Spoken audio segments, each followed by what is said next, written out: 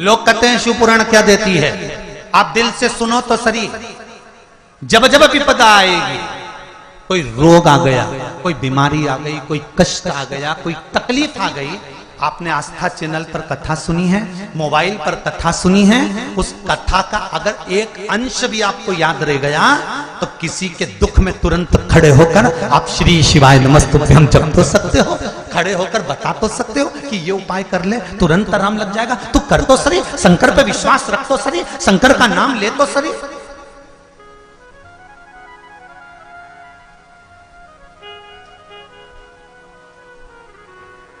अरे भाई उसको भजो तो।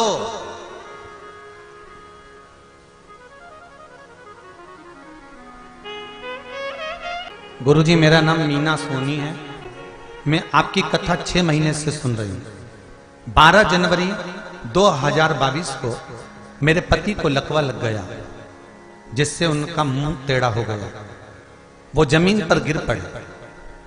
गुरुदेव शरीर बेकार हो गया, किसी काम का नहीं रहा, लकवा लगने के बाद जमीन पर गिर गए, मुख टेढ़ा हो गया।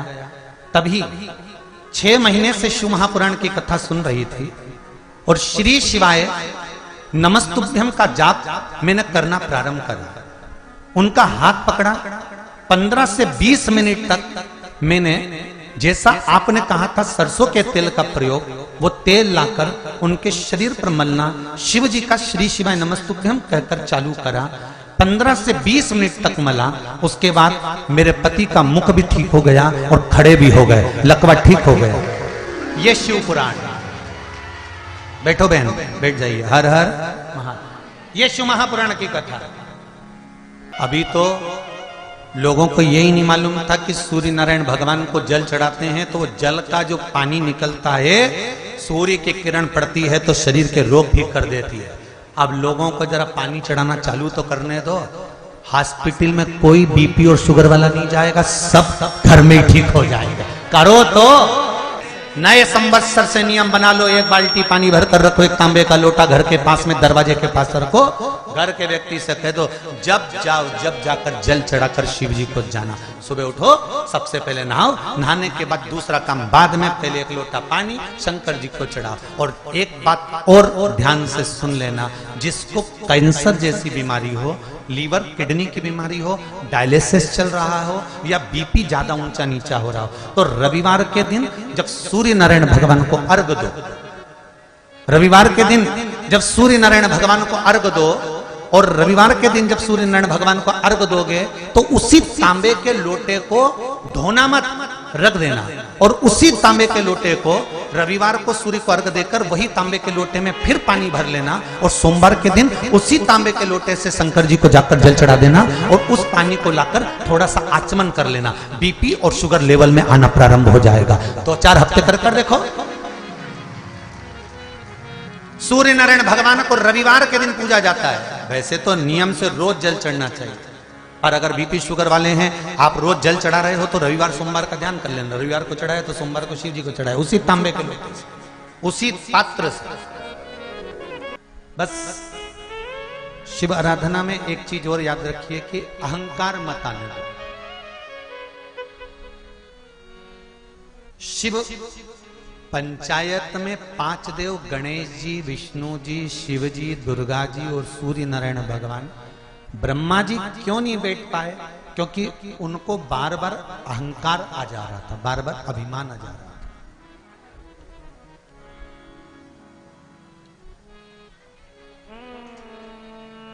सब कुछ आए पर अहम नहीं आना चाहिए।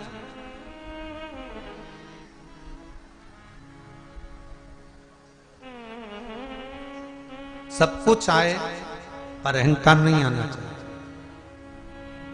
धन कितना भी आए, कितनी भी सत्ता, कितना भी वैभव हो जाए, अहंकार मत आने दो।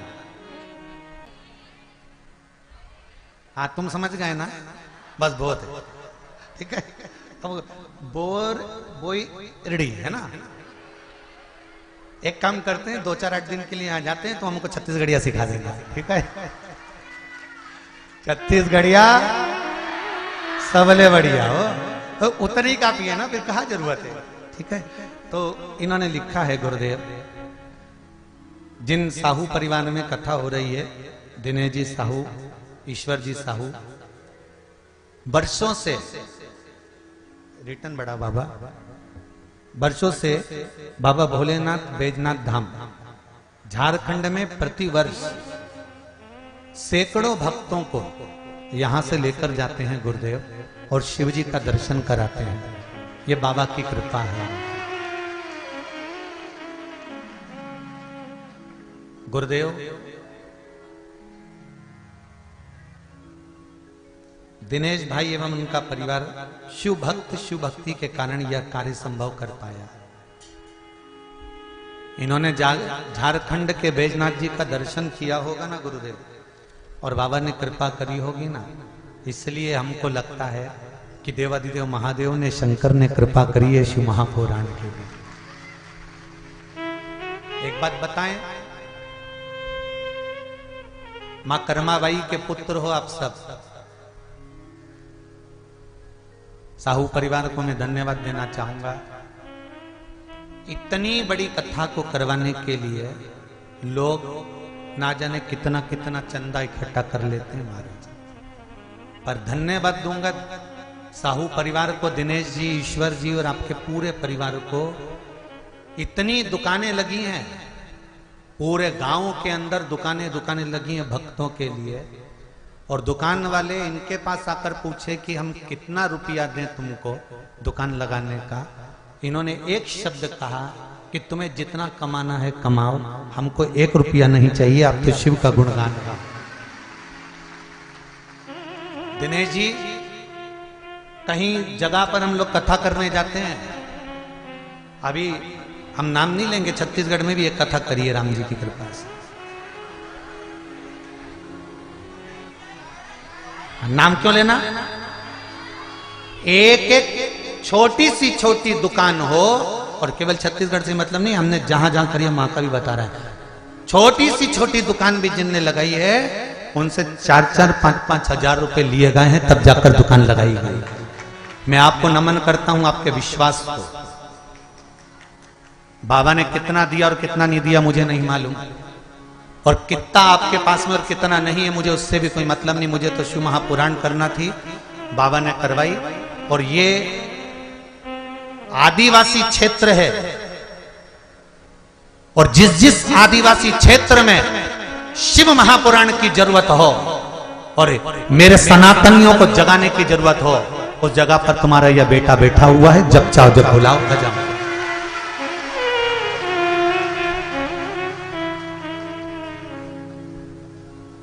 इस क्षेत्र में कथा की जरूरत थी, इस क्षेत्र में कथा की बहुत जरूरत थी। यहां लोग भटक रहे थे, शंकर को नहीं जान पाए। आज आप सब लोग जो आए हो ना बाहर बाहर से इस गांव में, इस गांव का आपने विकास कर दिया साहब, इस गांव को आगे बढ़ा दिया आपने। आने से मेहमान जब आते हैं ना किसी के घर में, तो घर वालों का हौसला बढ़ता है कि मेरे घर में मेरी जीजी आई, मेरे काका जी आए, मेरी बुआ जी आई, मेरे फूफा जी आए। पर जब इस हौले के कोसा गांव के अंतर्गत, हले कोसा के अंतर्गत जब आप आए हैं, तो यहां पर आने से आप लोगों ने गांव का एक एक घर का एक विश्वास बढ़ा दिया है, आप लोगों ने विश्वास जागृत कर दिया है। इस गांव के अंदर जो ऊर्जा दी है आप लोगों, बहुत बहुत धन्यवाद। दिल से कथा है। एक साधारण छोटी सी दुकान, वो भी छोटे से गांव में, और छोटी सी दुकान के अंतर्गत छोटा सा काम काज करना, ये तो शिव ही करा सकता है, किसी की सामर्थ्यता नहीं है। और वो जो करता है उसके सिवाय कोई नहीं कर सकता। एक पत्र कितना सुंदर आया है, कोई सिस्टर मैडम ने लिखा है,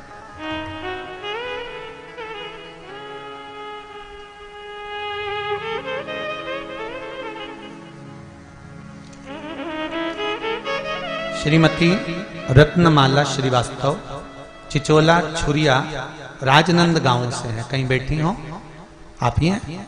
दोनों हाथ हिला दो एक बार। साथ में गुड़िया भी आपके, बधाई आपको बहुत बहुत। गुरुजी, मैं रत्नमाला श्रीवास्तव स्वास्थ्य विभाग में नर्स हूं। हालेकोसा ग्राम के नजदीक ही चिचोला में पदस्थ हूं। मेरी शादी को 9 वर्ष पूर्ण हो गए थे।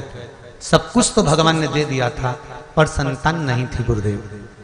सभी लोग कहना भी चालू कर दिए थे कि मैडम आप तो खुद ही रोज 4-5 डिलीवरियां कराती हैं, प्रसव कराती हैं, पर अपना इलाज खुद क्यों नहीं कर लेती है। उन्हें क्या पता था कि मेरे बच्चादानी के अंतर्गत रोग था, असामान्यता थी, आकृति नहीं थी, बच्चा नहीं हो सकता था। गुरुदेव सारे डॉक्टरों को दिखा दिया था, सबने कह दिया था कि बच्चादानी में बच्चा नहीं ठहर सकता, गर्भ नहीं ठहर सकता, संतान नहीं होगी। तब गुरुदेव पशुपति व्रत 5 सोमवार शिवजी के मंदिर जाना, जल चढ़ाना, बेलपत्र चढ़ाना, उस बेलपत्र और जल का सेवन करना, और बाबा की ऐसी कृपा हो गई गुरुदेव कि मेरे घर में संतान हो गई गुरुदेव। मैं उसको लेकर गया। बहुत बहुत बधाई आपको। बैठिए। श्री शिवाय नमस्तुभ्यं। शिव कृपा। जब दुनिया ताने दे, अब शब्द कहने दो, कहे तो अब शिव का भजन तो करो, शिव का स्मरण तो करो। ब्रह्मा जी को केवल एक अहंकार था, इसलिए 5 पंचायत के सदस्यों में ब्रह्मा जी नहीं बैठ पाए।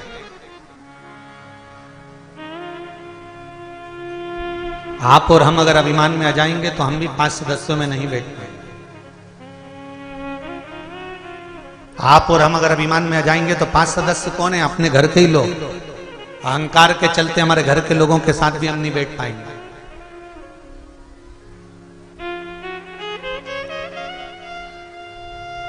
जब अभिमान टूटता है तब सुख मिलता है। महाराज ब्रह्मा जी को अहंकार था। ब्रह्मा जी ने पूछा सूर्य नारायण भगवान से, मैंने सृष्टि का निर्माण नहीं करा तो ये सृष्टि किसने बना दी? जब मैंने सृष्टि नहीं बनाई तो ये सृष्टि किसने बनाई? एक बार ब्रह्मा जी को अहंकार आ गया और ब्रह्मा जी ने कह दिया कि मैं सृष्टि का निर्माण ही नहीं करूंगा। और ब्रह्मा जी बैठ गए मौन होकर, चुप होकर, स्तुप्त होकर।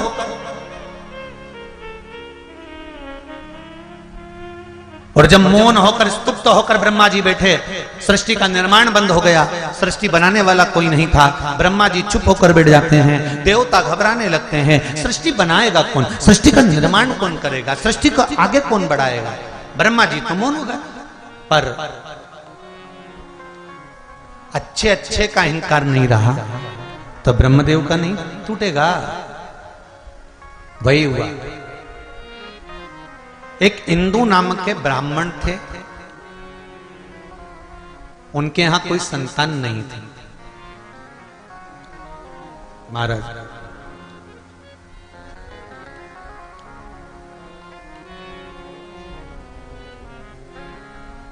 ये पूर्व रचित सृष्टि का वर्णन है। इंदु नाम के ब्राह्मण के घर में औलाद नहीं, संतान नहीं।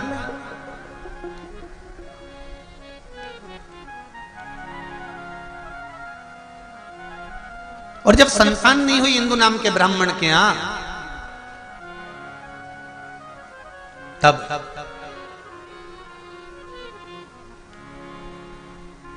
इंदु नाम के ब्राह्मण ने शंकर जी की आराधना करना प्रारंभ कर। क्या करता था इंदु ब्राह्मण? बेल के वृक्ष के नीचे जाता, शिवलिंग का निर्माण करता, पूजन करता। बेल पत्री के वृक्ष के नीचे शंकर का शिवलिंग बनाकर पूजन करने से क्या फल मिलता है?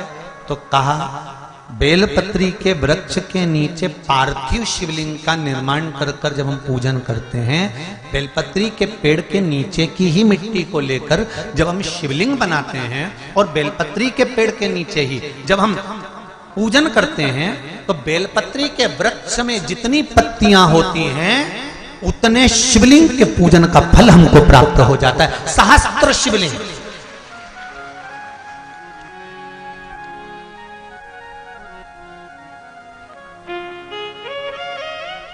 सहस्त्र शिवलिंग का फल।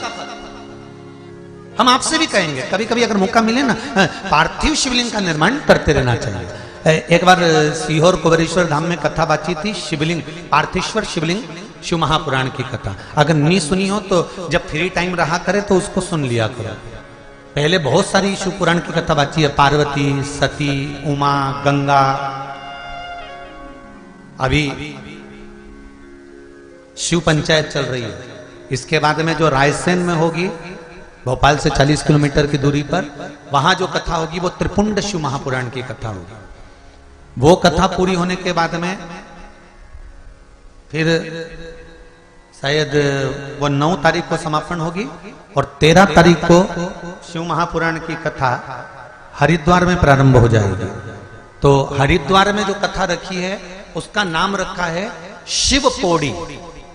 हरि की पौड़ी शिव महापुराण की कथा, हर की पौड़ी, हर का द्वार शिव महापुराण की कथा, जो हरिद्वार में 13 तारीख से प्रारंभ होगी। 13 अप्रैल से है सर, है 13 से 19 अप्रैल तक हरिद्वार की भूमि पर। तो कथाओं का क्रम अलग अलग है। आप कथा वही है पर उसके रस तत्व को हमको ग्रहण करना है। कई लोग कहते हैं गुरुजी शिव महापुराण की कथा तो आजकल आप छूते हो, बस वो छू लिया ना, चल तो वही रही है ना, है तो शंकरी, सुन तो रखे हो ना। शिवलिंग का उत्पत्ति, पार्वती जी का ब्याह, सती मैया का भस्म होना, कथा वही है पर उसमें जो मूल तत्व है उसको हम श्रवण करें जिससे हमारे जीवन की सार्थकता।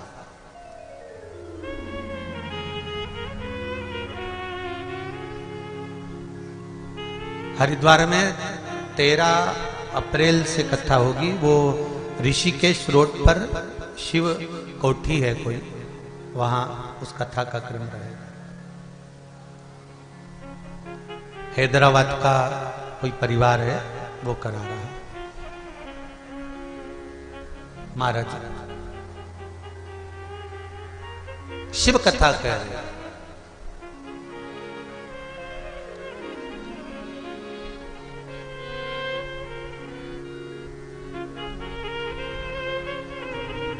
ब्रह्मा जी को अहंकार आया, उन्होंने सृष्टि रचना का काम बंद करा। इंदु नामक ब्राह्मण ने शंकर की आराधना करी, बेलपत्री के वृक्ष के नीचे पार्थिव शिवलिंग का निर्माण किया।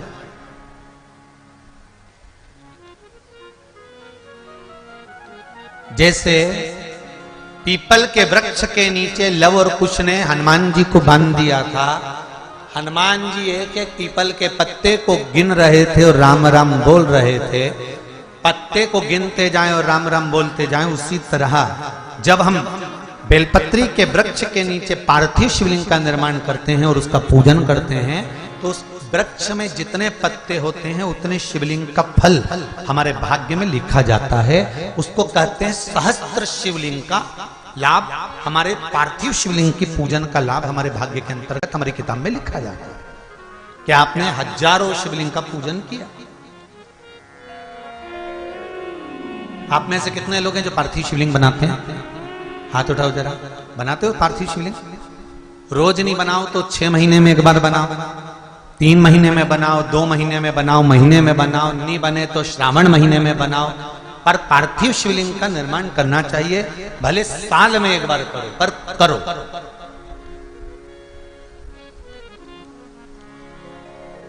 जरूरी है पार्थिव शिवलिंग। महाराज इंदु नामक ब्राह्मण ने भगवान शिव की स्तुति करना प्रारंभ कर।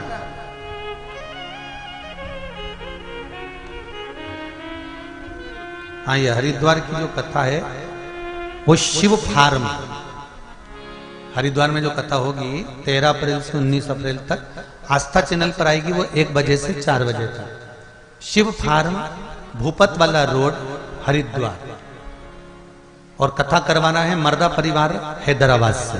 ये लोग कथा करा रहे हैं। एक बार जोरदार ताली बजाएं मर्दा परिवार हैदराबाद वालों के लिए जिन्होंने हरिद्वार की पावन धरा पर कथा रखी। शिव कथा कर रहे। ब्रह्मा जी सृष्टि की रचना नहीं कर रहे। हिंदू ब्राह्मण एक लोटा जल का लेकर जाता है, बेलपत्री के वृक्ष के नीचे पार्थिव शिवलिंग का निर्माण करता है, पूजन करता है, उसका विसर्जन करता है। शिव जी प्रसन्न हो गए, मांग तुझे क्या चाहिए। पार्थिव शिवलिंग जब सांसारिक मनुष्य अपने हाथों से निर्माण करता है ना, स्वयं पार्थिव शिवलिंग का निर्माण किसी दूसरे से नहीं करवाना चाहिए। आजकल पार्थिव शिवलिंग का निर्माण नई नई डिजाइन से लोग करने लगे, ये अलग बात है, परंतु नियम पार्थिव शिवलिंग का जो नियम है, आजकल तो लोग भगवान का मुख बनाते हैं या वो अन्य स्वरूप बनाते हैं, पर पार्थिव शिवलिंग का जो निर्माण का विधान है, आप जैसा ब्रह्मा और विष्णु ने शिवलिंग प्रकट करा था, बस वैसा ही वैसा शिवलिंग भगवान शंकर का प्रकट कर लीजिए, वैसा कि वैसे ही शिवलिंग का निर्माण कर लीजिए। और शिवलिंग का निर्माण आप स्वयं अपने हाथों से करिए। क्यों? क्योंकि लिंग पुराण के अंतर्गत आता है, जब सांसारिक मनुष्य अपने हाथों से किसी ब्राह्मण के साक्षी में बैठकर स्वयं यजमान जब शिवलिंग का निर्माण करता है, तो उसके हाथ की अगर कोई रेखा बेकार भी है तो शिवलिंग को बनाते बनाते वो रेखा सुधर जाती है। और रेखा का निर्माण अगर गलत भी हो गया है तो वो सवर जाता है। बहुत अच्छे अच्छे शिवलिंग का निर्माण होता है, पर निवेदन करेगी व्यास की, आप अपने हाथों से शिवलिंग का निर्माण करिए। जब शिवलिंग थोड़ा सा आप बना दो और आपसे सही ना बने, तब जो विद्वान ब्राह्मण आपके पास में बैठे हों, कर्मकांडी ब्राह्मण बैठे हों, उनसे कहो, गुरुजी मैंने बना दिया, मेरे से जैसा बना, अब आप इसको सही कर दीजिए। फिर ब्राह्मण देवता उस शिवलिंग को श्रेष्ठ कर दे।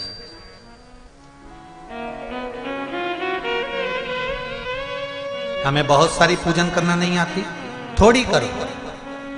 और ये मत सोचो कि गलत हो जाएगी तो भगवान रूठ जाएंगे। नहीं नहीं नहीं नहीं, भगवान तो रूठते ही नहीं। ये कर्माबाई का चरित्र कितना सुंदर कहता है। कर्माबाई जी को आज माता कर्मा जी की जयंती है। आप सभी को माँ कर्मा जयंती की बहुत बहुत बधाई हो। माँ कर्मा के जन्म दिवस की बधाई हो। संपूर्ण साहू समाज को बहुत बहुत बधाई, और साहू समाज को ही नहीं, संपूर्ण विश्व को माँ कर्मा जैसे भक्त की प्रागट्य की बधाई है, जिन्होंने भगवान जगन्नाथ को आवाज लगाती थी और भगवान जगन्नाथ भोजन करने आ जाते थे। आप जरा विचार करो, आपके कहने पे तो आपका छोरा भोजन करने नहीं है, और मां कर्मा भाई आवाज लगावे। का जगन्नाथपुरी का सूरत है। कर्मा बाई का असली स्वरूप कैसा था जब वो गांव में रहती थी? पिता रामनाथ जी, कर्माबाई 2 चोटी करती थी, लंबा लंबा चोटी, लहंगा 36 कली का, चोली, सिर पे एक छोटी सी चूनर डाल के रहती थी कर्माबाई, माथे पर एक बिंदी, होठों पर लाली थी कर्माबाई, कानों में छोटे से पिताजी ने बुंदे लाकर दे दी तो वो पहनी थी कर्माबाई, गले में तुलसी की माला पड़ी थी कर्माबाई के, छोटी सी 6 वर्ष की कन्या। और बाबा कहते हैं, माँ कहती है, सुन हम खेत जा रहे हैं, काम बहुत सारा पड़ा हुआ है, घर में ठाकुर जी की सेवा है। इतने बड़े लड्डू गोपाल थे, लड्डू गोपाल मतलब आगे बैठे ना, ऐसे लड्डू गोपाल छोटे से करेंगे, और तू सुन इनकी सेवा कर देना, और सेवा कर कर इनको भोग धरा देना। हाँ, और बाबा और माँ चले गए। कर्माबाई 6 साल की, इसको तो भोजन बनाना आता नहीं था। अब 6 साल की लड़की कितना भोजन बनाए। माँ को देखा था उसने भोजन बनाते हुए कि माँ खिचड़ी अच्छी बनाती थी, पर उसको खिचड़ी बनाना भी नहीं आता था। उसने सोचा खिचड़ी कैसे बनाए। माँ एक बर्तन रखती थी, बर्तन में पानी डालती थी, चावल डालती थी, दाल डालती थी, नॉन मिर्ची डालती थी, खिचड़ी बनाती थी। कर्माबाई ने भी एक इतना बड़ा बर्तन रख दिया, उसमें 1 कटोरी चावल डाल दिया, 1 बाल्टी पानी, चावल 1 कटोरी, बाल्टी भर के पानी, थोड़ा नमक, थोड़ी मिर्ची, और कर्माबाई भगोने को हिलाने लगी, चूल्हे पे रख के हिलाते हिलाते हिलाते हिलाते दोपहर हो गई, पर कर्माबाई की खिचड़ी नहीं बनी, क्योंकि वो खिचड़ी की जगह चावल का माड़ तैयार हो गया, कपड़े कलप देने वाला झोलिया तैयार। कर्माबाई ने देखा खिचड़ी नहीं बनी, कर्माबाई गई पड़ोस वाली काकी के पास में, काकी बाबा और मैया तो बाहर गए, खिचड़ी कैसे बनाते हैं? काकी ने कहा 2 गिलास पानी डालो, थोड़ा 1 कटोरी चावल, जिसको नहीं आती हो खिचड़ी बनाना लिख लो। 2 गिलास पानी, 1 कटोरी चावल, आधी कटोरी दाल, थोड़ा नून, थोड़ी मिर्ची, धीमी आंच में रख के उसको पका ले। कर्मा बाई ने पकाया, खिचड़ी तैयार हो गई। दोपहर के 2 बज गए कर्मा बाई को बनाते बनाते। इसने तुरंत खिचड़ी को थाली में उंडेला, उंडेलने के बाद उसमें गुड़ की खोड़ी रख दी, घी की बाटकी बीच में रख ली और थाली ले जाकर भगवान के सामने रख दी। और भगवान से कर्मा बाई क्या बोली? हे मेरे ठाकुर, जल्दी जल्दी खा ले, जितनी भूख तुझे लग रही है उससे ज्यादा मुझे लग रही है। ठाकुर बाबा बोल कर गए हैं भोग लगा देना, मैया कह कर गई है भोग लगा देना, इसलिए तेरे सामने धरी है। भगवान के आगे हाथ जोड़ के बैठी, जैसे ही हाथ जोड़ के बैठी इतने में तो जो पीतल की मूर्ति थी भगवान की पाषाण की, उसमें से भगवान ये 6 साल की वो 4 साल का प्रकट हो गया। 4 साल के मेरे ठाकुर प्रकट हो गए और 4 वर्ष के भगवान कृष्ण सामने आके बैठ गए। और जो कर्माबाई ने आंख खोली, खोलते से ही देखा और देखते से भुकुटियों से पूछा, भगवान भी भुकुटी हिला रहे, कर्माबाई भी भुकुटी हिला रही। इतने में कर्माबाई ने हाथ जोड़ के पूछा, ईमानदारी से बोल दे तू कौन है? भगवान बोले, कर्मा मैं तेरा द्वारकानाथ, मैं तेरा सांवरिया सेठ, मैं तेरा श्याम, मैं तेरा कृष्ण। ओहो सांवरिया सेठ, द्वारकाधीश, कृष्ण सांवरिया हो। हमारे कर्मा भगवान को देख रही है। भगवान और कर्मा जब भगवान को देखी तो कर्मा भाई ने पूछा कि अरे कहां से आया है? भगवान बड़े प्रेम से बोले, तूने मुझे प्रेम से बुलाया इसलिए मैं प्रेम से आया। तूने प्रेम से बुलाया ना इसलिए प्रेम से आया। कर्मा भाई ने कहा कौन से गांव का रहने वाला है? भगवान बोले मैं और गांव का, मैं तो ब्रज का रहने वाला हूं। अच्छा क्या नाम है तेरा? कृष्ण। अच्छा अपने आप को कृष्ण कहता है, तेरे को शर्म नहीं आती है? भगवान बोले मेरा नाम कृष्ण है तो कृष्ण नहीं कहूंगा, काय के लिए आया है? भगवान बोले भोजन करने हम, खिचड़ी बहुत जोरदार बनी है। कर्मा भाई ने कहा तूने तो खाई नहीं, तुझे कैसे मालूम कि अच्छी बनी? जब तूने खिचड़ी खाई नहीं तो तुझे कैसे मालूम? तुझे पता कैसे खिचड़ी कैसी बनी? नहीं नहीं नहीं, कर्मा मुझे तो पाना है। अब कर्मा भाई 2 प्रश्न भगवान कृष्ण के सामने रख दिए। कर्मा भाई ने कहा सुन, अगर तू कृष्ण है, तू ही मेरा भगवान है, तो मैं तुझसे 2 प्रश्न करूंगी, दोनों के उत्तर सही दे दे तो मैं तुझे खिचड़ी खाने दूंगी। ठीक है। कर्मा भाई ने पहला प्रश्न किया, तेरे पिताजी का नाम बता। अब भगवान कृष्ण ने मन में सोचा बताओ इसको मेरे पिताजी का नाम ही नहीं मालूम। भगवान कृष्ण ने कहा मेरे पिताजी का नाम तो वसुदेव जी है। कर्मा बाई ने कब तो उठ के खड़े हो जाए, तुझे इतना ही नहीं मालूम कि भगवान कृष्ण के पिता तो नंद बाबा है? भगवान कृष्ण ने अपना माथा ठोका, कहा 2 बाप के चक्कर में पड़ा, अगर आज बाप एक होता तो खिचड़ी तो मिल जाती। अब कर्मा बाई ने दूसरा प्रश्न करा, तेरी मैया का नाम बता दे, मां का नाम बोल।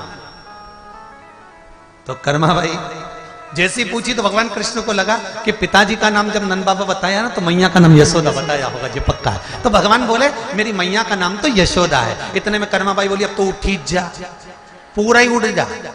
तो कर्मा भाई ने पूछा वो क्यों? भगवान कृष्ण पूछे वो क्यों? कर्मा भाई बोली तुझे इतना नहीं मालूम कि भगवान कृष्ण तो देवकी के जाए थे। भगवान कृष्ण ने मन में सोचा ये कौन रिश्तेदारी बताता, पिताजी बता दिए नंद बाबा, मां बता दी देव, खिचड़ी बीच में लटक गई। अब खिचड़ी का क्या करें? भगवान कहने लगे अच्छा मैं जाता हूं। कर्मा भाई बोली रुक जा जीम ले। अच्छा ये कर्मा भाई ने हाथ से खिचड़ी के 2 हिस्से कर दिए। आपको ये वीडियो कैसी लगी? कमेंट में श्री शिवाय नमस्तुभ्यम अवश्य लिखें। धन्यवाद।